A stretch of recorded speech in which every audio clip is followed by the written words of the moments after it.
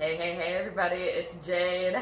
How you faring on this fine Sunday? I hope you're doing well. Thanks so much for cruising through the channel. I'm excited to talk a little purple training camp. It's done, it's over. Well, week one. Week one is done. Put it on the books for Minnesota Vikings 2021. On to week two now, coming up here.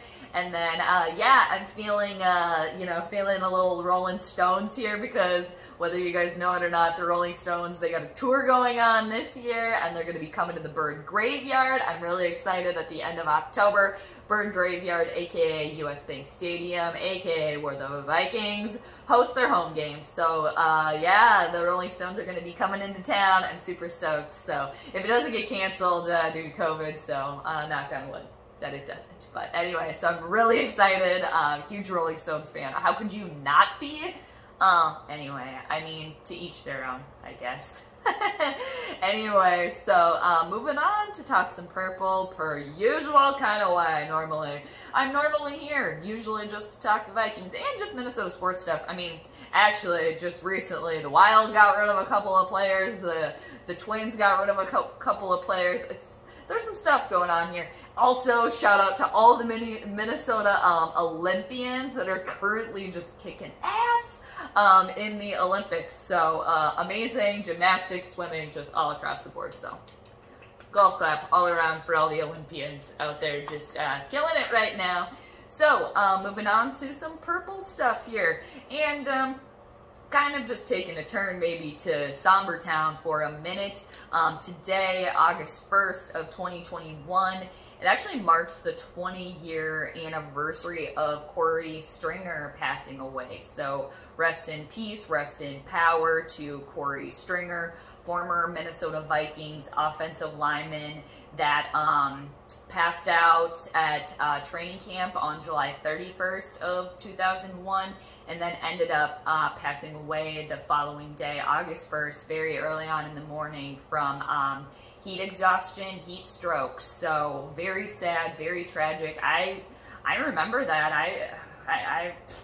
It's crazy, 20 years ago, but I remember that, how just, I think it was kind of like eye-opening to the league at the time, you know, and a lot of just in regards to like player safety and staying hydrated, having enough water, and you know the things that like a lot of local media were talking about that because of the anniversary coming up today of his passing, and just talking about the fact that, you know, because it's such a tough guy sport, you know, you don't need water, you don't need that, you can push yourself without it. And even just, I remember playing sports like basketball too, just having to like ask, hey, can I go get some water? Well, if you need to go get it. I mean, it wasn't like a huge deal, but just even my own like little experience with that is just kind of crazy. And, you know, the fact that the one, I guess, or one of the good things that came from this was the fact that, you know, it put more emphasis on player safety and all of the lives that were saved, you know, because of this, you know, because of the awareness that, you know, was made after his passing. So definitely rest in peace, rest in power, and, you know, thoughts, all the good vibes, all the love and light going out to his, you know, family, of course, and friends. So, and I know that they did establish the Kory Stringer Institute, his family, in 2010, which I think also their whole goal, you know, is like player safety and all of that stuff, just a whole combination of all of that. So definitely, you know, a somber, kind of a little bit of a somber day today, but, you know, hopefully can remember, you know, all the good things, you know, and just the celebration of his short life, but powerful life, only 27 years old. And I was reading some articles like from ESPN that were written about it, and, you know, just listening also to, I was listening to the radio this week, and then listening to Robert Smith, and then reading about like Todd Stussy, what they had to say about Kory Stringer. They had played with him, and just like everyone had just amazing things to say about him as a person. So I mean, just that's just really nice to hear too, of course. Like, yeah, makes it sadder, yes, but, you know, nothing but good things that I read and heard about Kory Stringer, just as a person overall. Just one of those people that everybody was saying, especially like Robert Smith, like, everybody loved him, you know, and you always have those people that don't like you, like Robert Smith was saying, but not him, you know. So again, RIP to Kory Stringer. So all the good vibes, of course, to Kory Stringer and his friends and family, obviously. So anyway, but yeah, I definitely wanted to touch on that because it's, yeah, just an important time, powerful time. And it's kind of crazy to think about, too, Kory Stringer being so young, like 27. And if you think about, like, the 27 Club, you know, all of those, you know, very famous, like, people that had such a powerful impact, you know, just on the collective here. And, you know, they all passed at such a young age, but powerful time. You don't need that much time to make such a big impact. So it's kind of crazy to think about that, but all right. So moving on, you guys, now taking a little turn here. So training camp, all right. And yeah, moving on, just, yeah, crazy. Stay hydrated, right? Let's stay hydrated, drink that water and all that good stuff. You can be a tough athlete and still stay hydrated and all that good stuff. But okay, moving on. RIP again to Kory Stringer. So, all right, people. Okay, Vikings, the purple people. All right, training camp, week 1, done, over. And the biggest news, people, that came out of that, we're down to 1 quarterback, you guys. We're down to 1 quarterback because Kellen Mond tested positive for COVID. So I was also reading and also hearing that Kellen Mond was actually vaccinated, I believe. So he only has to be away from the team for like 48 hours and has to have 2 negative COVID tests before he could come back. Nate Stanley and our very own Pizza Ranch boy, they also have to go quarantine. So the Vikings were down to 1 quarterback for practice last night, and that quarterback happens to be Jake Browning. So it sounds like Jake Browning, it was like carpe diem yesterday. He seized the day. Apparently, you guys, Jake Browning was looking pretty good. He was throwing some deep balls. I saw one video of him throwing kind of a bomb of a pass to Adam Thielen, and it just sounds from all reports that he took advantage of the fact that there were no other quarterbacks that the Vikings could utilize during practice last night. And it sounds like his teammates were all supportive. Also, the coaches, very, very supportive. And one of those coaches being the head coach, Mike Zimmer. I don't know if you guys know this or not, but Mike Zimmer has been very vocal about the fact of how important it is for the players, coaches to get vaccinated. And lo and behold, look what happened when a couple of players went down with COVID. One of them, like I said, Mond was vaccinated, but leads us to believe, because he can return, that Nate Stanley and our very own Pizza Ranch boy, they're going to be away from the team, it sounds like, till the earliest on Thursday. Because, alright, I feel like I'm getting ahead of myself here. But, okay, so basically, per the NFL rules, since Mond has been vaccinated, he can come back again after 2 negative COVID tests after 48 hours. Now, since, per the rules, it would lead us to believe that Nate Stanley and Kirk Cousins are not vaccinated because they cannot come back until the earliest on Thursday. So they, per my nerd notes here, they need a 5-day quarantine, all right, to be able to come back. So I guess that's kind of how that works out. So if you think about it right now, imagine if the season was happening, if they were playing. Okay, so who's going to be our quarterback? Jake Browning, all right?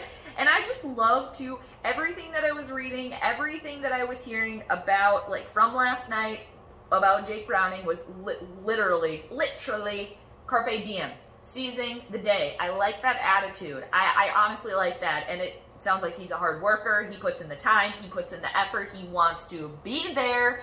And, okay, to kind of go along with my whole theory that I've said before, and I'm saying it again right now, that it's going to be, this year is kind of going to be the offense versus the defense. It's going to be Zimmer versus Cousins.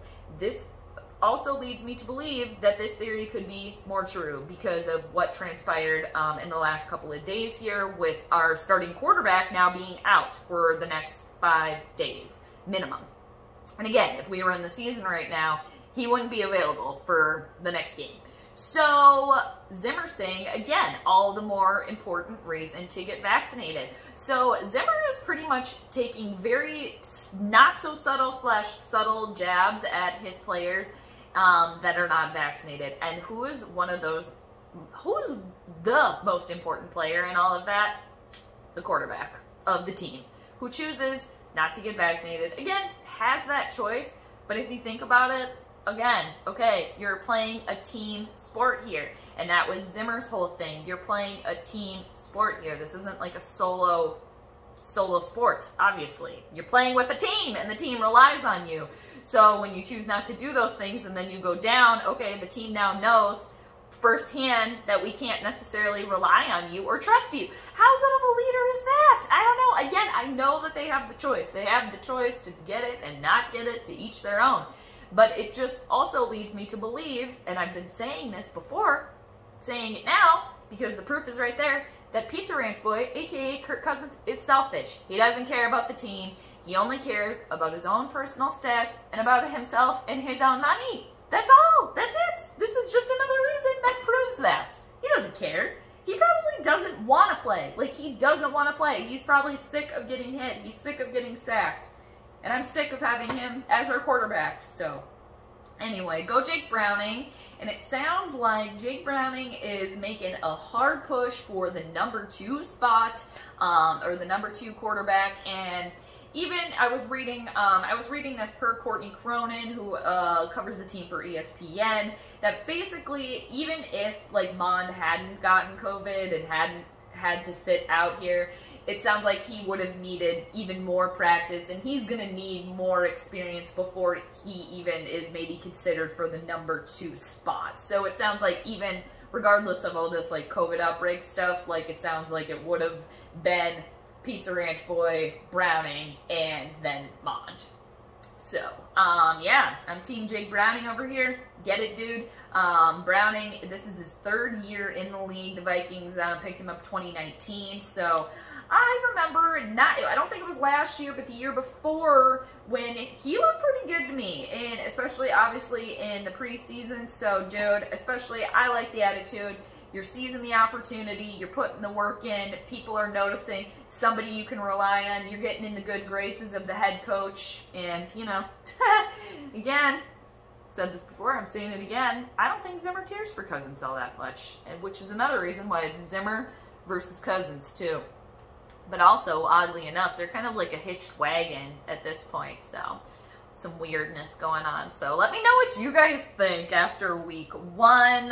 Some other stuff here, but I mean the biggest news was the quarterback stuff going on. And it's just, I mean too, if I can just keep going here, which I shouldn't, because oh my gosh, I can just talk already 13 minutes in. It's, yeah, I mean even if Cousins, okay, chooses not to get vaccinated again, like, okay, what if there's another outbreak and he just keeps having to sit out? Maybe this is honestly, I think, secretly, Kirk does not want to play. Kirk doesn't want to play. He just wants his money. He just wants his perfect little stats. Just keep him how he is, because he's not bad. He's not, you know, not the best, not the worst. It's in the middle. I'm so sick of him. Whatever. But, wow, okay. I was just not going to say that. That's mean. Whatever. I just don't want him as our quarterback anymore. We're never going to win a Super Bowl with Cousins under center. Never. Never. It's not happening. Prove me wrong, Kirky boy. Prove me wrong. But it's going to be hard to prove me wrong when you're not on the field, when you can't even be playing. All right. So, some more Debbie Downer news over here. Another wide receiver option. The Vikings have lost because Olabisi Johnson, a.k.a. BC Johnson, he is out for the entire year. It sounds like he has torn his ACL. I believe that's what it was.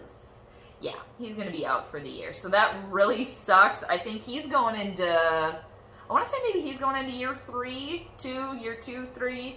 But he looked pretty promising, so that's just a bummer. And yeah, the last thing that I wrote here was Zimmer versus Cousins, but I already jumped into that. So I don't know. I mean, COVID's just making crap weird just, you know, within the league and just within life anyway. So, of course, it's naturally going to affect the NFL, and the Vikings firsthand. They get to experience it right now. I guess it's better that it happens now before the season actually happens, but it could easily happen again. So who knows? Oh, and I think another reason why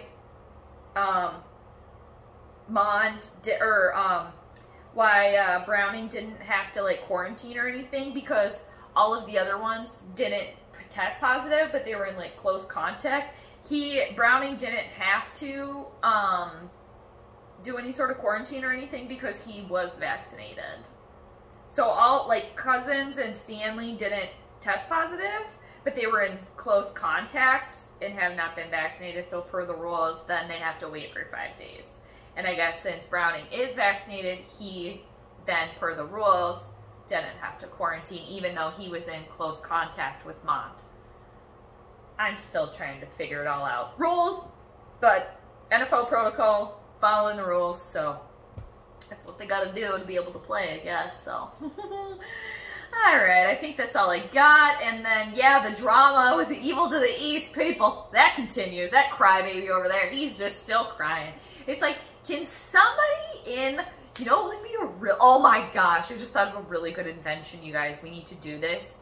We need to make, instead of, you know how they have cheese heads over there, we need to make little cheese nooks, like little, that you give babies, but in the shape of cheese, to put in their mouths, to give he who shall not be named, so he can just shut up and quit crying.